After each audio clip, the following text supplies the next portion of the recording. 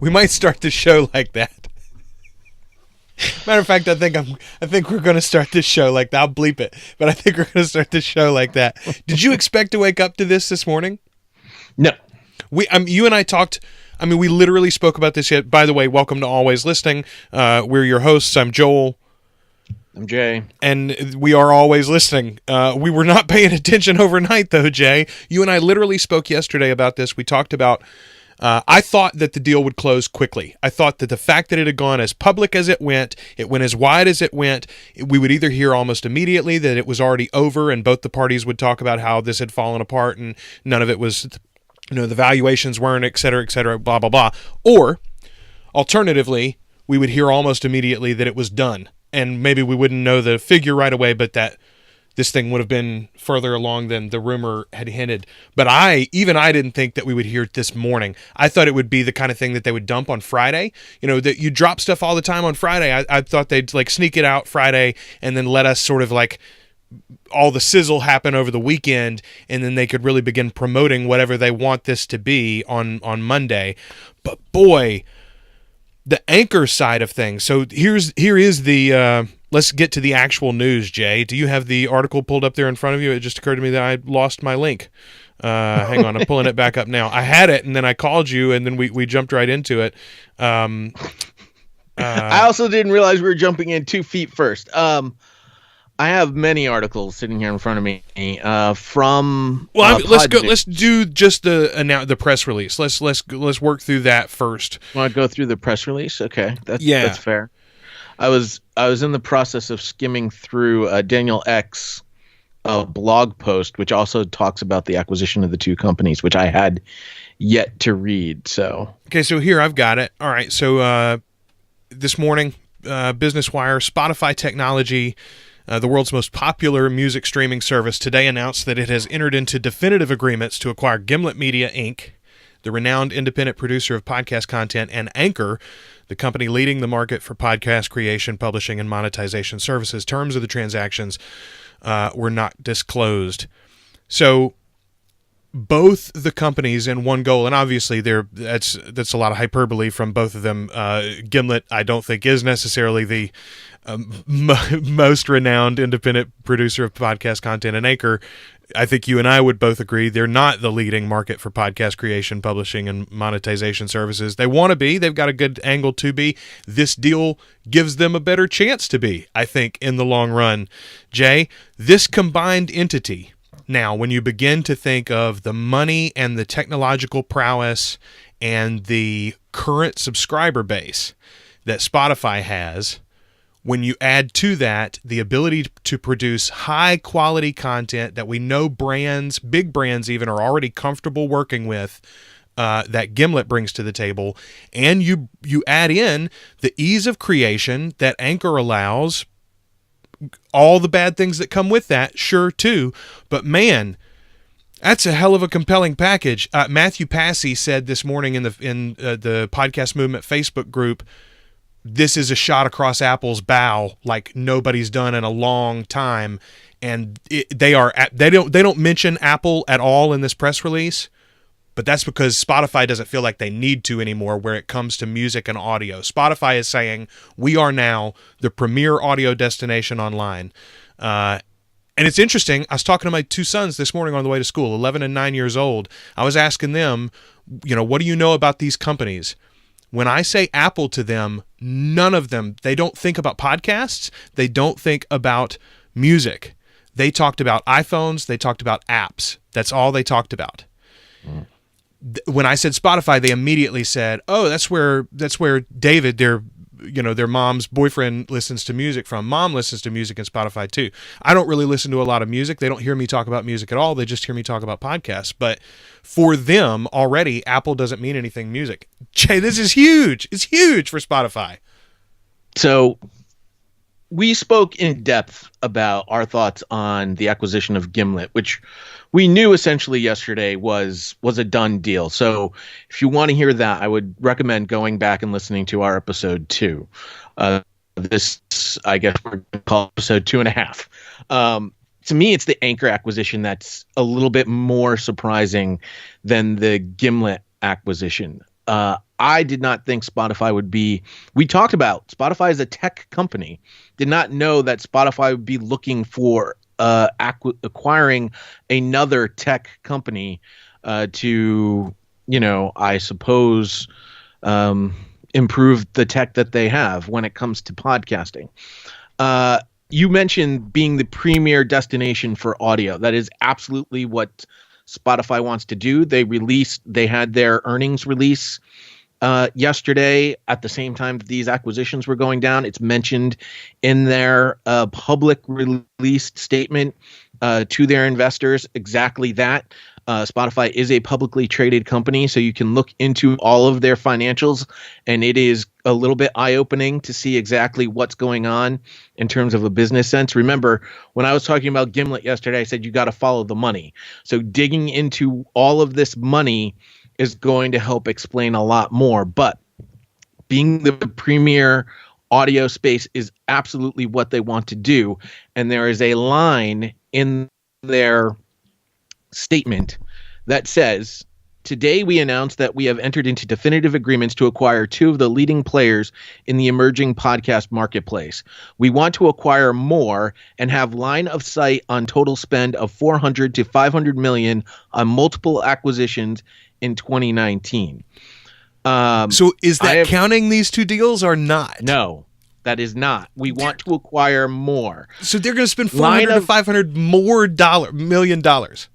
Yes, line of sight. I had to look this up because I'm not a businessman. I don't deal in contract writings and whatnot. But line of sight on total spend means it is already planned for. It has already been approved that there is going to be 400 to 500 million more dollars spent on more acquisitions. Our world, Joel, is about to get a whole lot smaller. Mark Asquith recently just wrote a blog post about how small the podcasting world is. With the acquisition of Anchor, it obviously makes things a little bit smaller. But with 400 to 500 million, Libsyn is a publicly traded company as well. You can dig into their financials. Again, a smarter person than I would have to really determine this. Their stock right now is trading at $1.66 today. From what I can tell, and I'm sure I'm going to get reamed from people for mentioning this, but it appears that their income for 2018 comes out to just over 24.6 million for 2018. If you have 400 to 500 million in sight planned to acquire more hosting companies, my guess is that's going to be enough to obtain the number one podcast host in the space. Now, take out the fact. Let's just assume that statement is true. Okay? I don't necessarily believe Libsyn would be for sale at that particular price point. Let's jump down to number 2. I already winked at Todd Cochran on Facebook. Is 250 enough, or do you want the full 500? To which he liked the comment. Todd Cochran is a privately owned company. He is the man behind Raw Voice Blueberry. He obviously has other people that he's got to talk about, and again, I'm probably going to get yelled at, and I don't necessarily want to speak out of turn, but Todd has got other plans. His family is growing. He's moving to the mainland. There might be, if somebody threw enough money at Todd Cochran. Now, that said, Todd is also very much fervent about protecting the independent podcaster. And so I don't believe a sale like this would be in Todd Cochran's best interest. Who's number 3? Well, that would happen to be a company known as Voxnest, who is the parent company to Blog Talk Radio and Spreaker. They're number 3. I don't know how much I can say, but I will just say they're very much bottom line focused. And if a deal like that were to come down the pike, I would not be surprised at all if Voxnest were to be acquired by Spotify. Now, all of that is me speaking completely off the cuff. And as an independent contractor consultant, you are I'm no not, affiliation with any of the above mentioned companies. I am not saying anything. I don't believe I'm saying anything completely out of turn, and if I am, I apologize. But that's the information that is here. Our world is going to get much, much smaller. And by the way, that's number 3. That's not even mentioning Podbean, which is a very popular hosting site. Or that's Buzzsprout. Not mentioning Buzzsprout. Audio Boom's still out there. Any of those. The Acasts of the world. You have to imagine all of those companies are now targets for a company like Spotify. And you have to imagine that companies that offer more along the lines of not just necessarily the amount of podcasters that they already have on their platforms, but also what are some of those other features that Spotify doesn't necessarily have. So you mentioned Anchor's, number 1 in class monetization system. Well, I actually know of a place that's got a better monetization system in place, and I have a feeling that is an area that Spotify would be looking to target. So it's interesting that you and I have such intimate knowledge of both aspects of particularly the tools that Voxnest would bring to such an acquisition that would be interesting for them. I mentioned the first thing off my head this morning was the fact that Spreaker's got such great mobile tools for creation. They have an app that is very similar to what's being touted by Anchor as this great app where you can connect and you can record your co-host and you can add in sound effects and you can do some small edits to the show even, and then you can upload right there from the app to Anchor. Well, you can do all of that with Spreaker as well. Now, I don't create my shows in the Spreaker app, but I do use the app to upload and to handle my metadata and all that sort of stuff because it is super, super easy since I'm iOS first. I work on the iPad Pro. So again, if Anchor is looking to provide really top quality tools from end to end to be able to go to podcasters or would-be podcasters and say, you can create your show for Spotify. It'll be a Spotify original show, and because of that, you can monetize with us automatically. You can use our tools to create it. You can use our service to host it, et cetera, et cetera, et cetera. We're an end-to-end. We're effectively what Anchor wanted to grow into, but we've already got, 100 million people who use us on a regular basis that'll listen to your show too, potentially at least. I mean, that is a super, super compelling offering. And again, I feel like of all of those media hosts that you just mentioned, Voxnest and Spreaker is the one that brings those sorts of tools to the table. Libsyn doesn't have anything like that. Blueberry doesn't have anything like that. I think about like Blueberry's great strength being their connections and ties with WordPress and how well they integrate into the WordPress backend. And to me, that seems like antithetical to anything that Spotify would want to do. Spotify is all about capturing that interaction, not just the content. They want you to be interacting through a Spotify portal as well, right? Same thing with Libsyn. Libsyn is more about the Wild Wild West. What I really see this doing for both Todd and for the investors behind Libsyn, I see this just ballooning your valuation, right? Oh, yeah. Like it gives you a tremendous amount of firepower to go into the board and say, what we need to be doing is spending. We need to be going and buying up a couple of these small media hosts with great tech tools so that we can compete. I mean, honestly, if I'm Libsyn, I'm talking to Voxnest today to see if maybe I can make that happen, for instance. Well, it's funny that you mentioned that because remember, we had a conversation about my fear was about all these little fiefdoms that have popped up here. Each company had like its own set of tools, and now everybody's getting the same exact tools. And especially around the monetization aspect, that seems to be the biggest one when it comes to when we're talking business, we're talking about dollars, we're talking about monetizing. So it's not that I want to, so take out the content aspect of it, take out, is it good or bad for podcast growth, whatever. We're simply talking dollars and cents here. If everyone is got it, it takes away the value of what you have. And my concern was that, listen, the other 800-pound gorilla is Google just sitting in the wings waiting to do what they already have done in the digital space. Now, if they come in and they've got all the podcasters on their platform and they offer monetization capabilities, it's over for all the little fiefdoms because they become the biggest fiefdom. Well, guess what just happened today, ladies and gentlemen? There's a new 800-pound gorilla, and its name is Spotify. And that, you're exactly right. This has been my concern all along, is there's been so much fragmentation on the business end of podcasting. They all now need to come together, either via a trade association, which was something else that I think we discussed yesterday during the podcast, or it might have been off air. I don't know. So many conversations blend together these days. Or, like you said, they need to merge, and they need to merge quickly, because this is exactly what has happened. The competition is now fierce.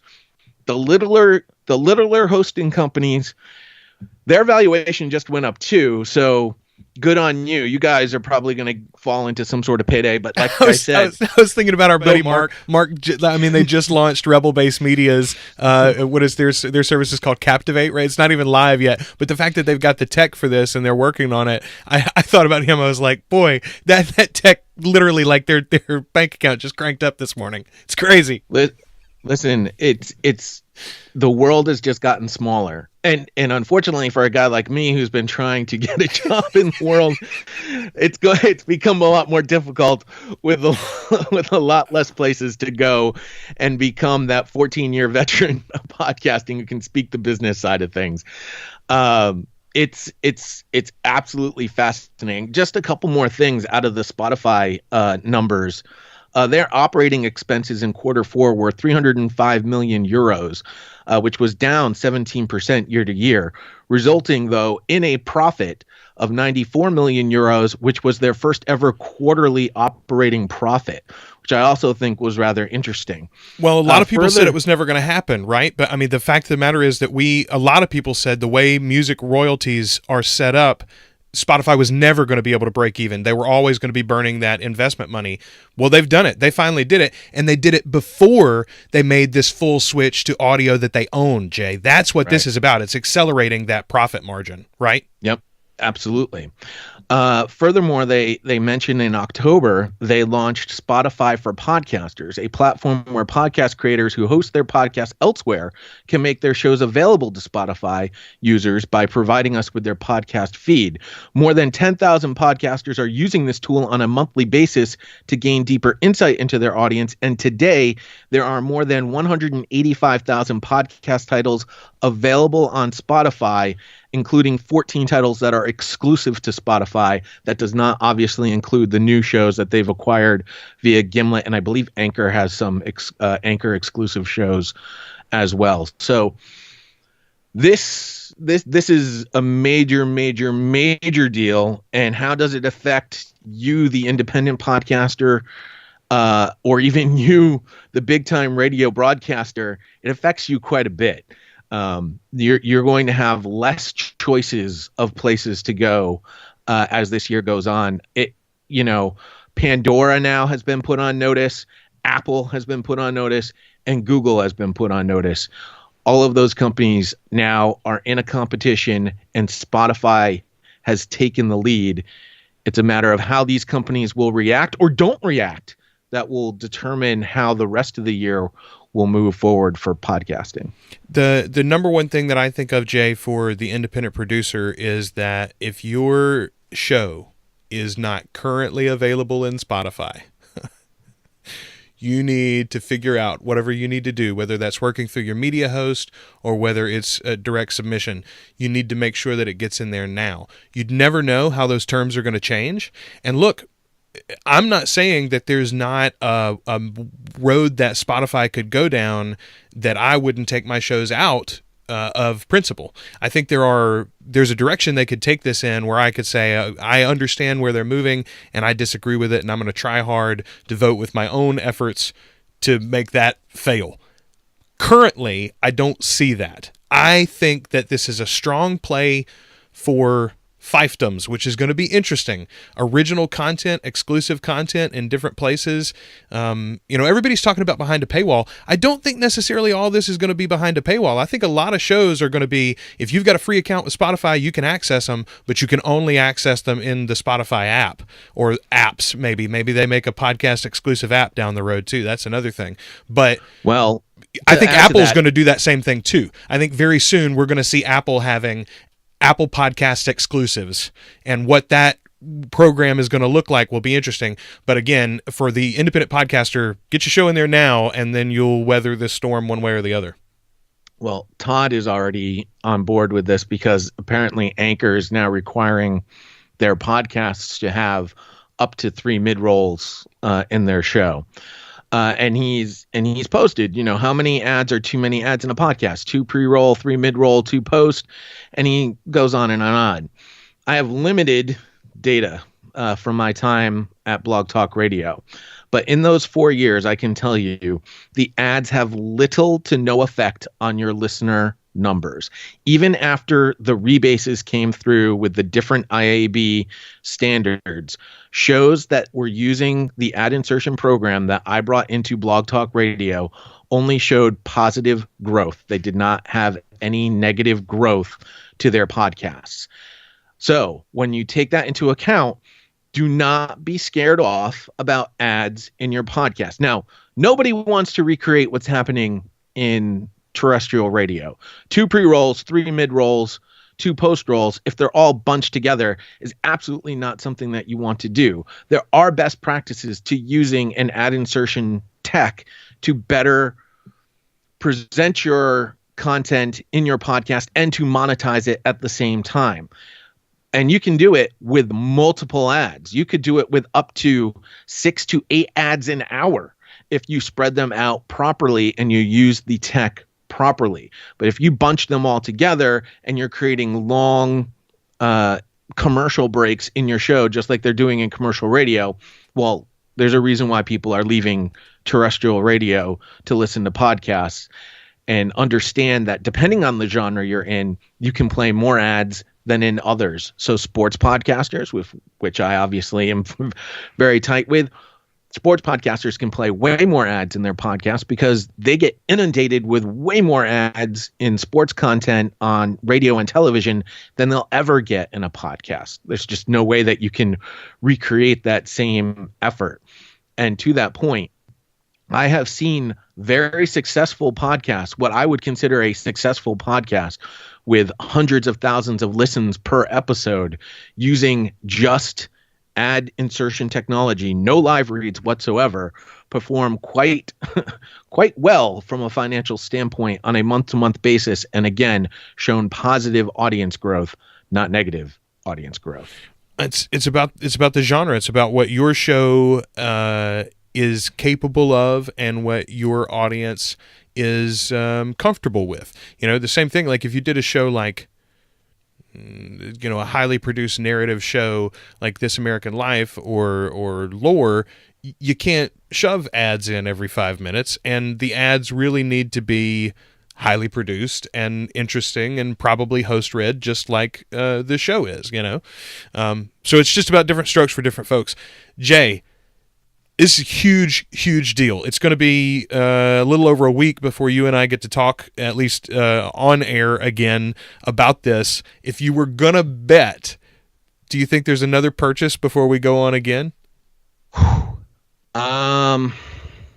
Is this literally like a gold rush? I say that this cools and sits, and everybody spends a few weeks at least talking to their investors or board or advisors or whatever before they make their next move. I am aware that there's something happening in March, and that's all I know. That's all I was told. Something is happening in March, and I don't know what that something is, what it could be. I would guess based on this news, I can put 1 and 1 and make math. You're right. So before we are on air again, I don't think so. I think I agree. I think this news settles in. There's going to be a lot of reaction, especially today, from a number of different outlets. And again, I would note who's reacting, how they're reacting, and also note who is not reacting. Pay very, very close attention to that as much as you can. It's dang. How did we start this shit? How did we start this show? I think that's exactly how we started it. Jay, what an exciting time to be in podcasting. I honestly, I saw some people this morning, are you scared? Are you nervous about our industry, et cetera, et cetera? No, hell no. This is a gigantic investment in our industry. Will it change things? Does it put us on shifting sand? Yes, absolutely. But as you said yesterday, we are still in the wild, wild west in many ways. This is the very beginning of our industry, and now finally the biggest money by a factor of 4 has come into the industry. You said yesterday there's a bunch of $50 million acquisitions basically before this. Here's 200 and change. So now 4 times over, and not just 1, but 2 huge acquisitions back to back. Again, this is going to be a shuffling, a reorganization of the industry as a whole, but that just means that you're in the right space. If you're listening to this and you're focused on podcasting, if podcasting is a part of your business or a part of your marketing, then you're in the right space. So bully to you and bully to us. And in case Spotify is wondering, we are all for sale. Just give us a ring. Me and Jay both. We come cheap, baby. What did I say? You said yesterday 10 million is podcasters. You said 10 million is island money, right? There you go. Always listening. Yeah. Always listening. 10, 15. We need 25 on the 2 of us so we can cash out to Josh too. Okay. There you go. All right. Thanks. Listen, we'll be back soon. I appreciate everybody for listening to this. If you have an opinion on it that you'd like us to mention on the show, we'd love to hear from that too. Email us, alwayslisteningpod@gmail.com, or just comment on one of our social posts about this, and we'll try to bring it up in the next episode. Until the next time, I've been Joel. I'm Jay. And we are always listening. Yeah, I know.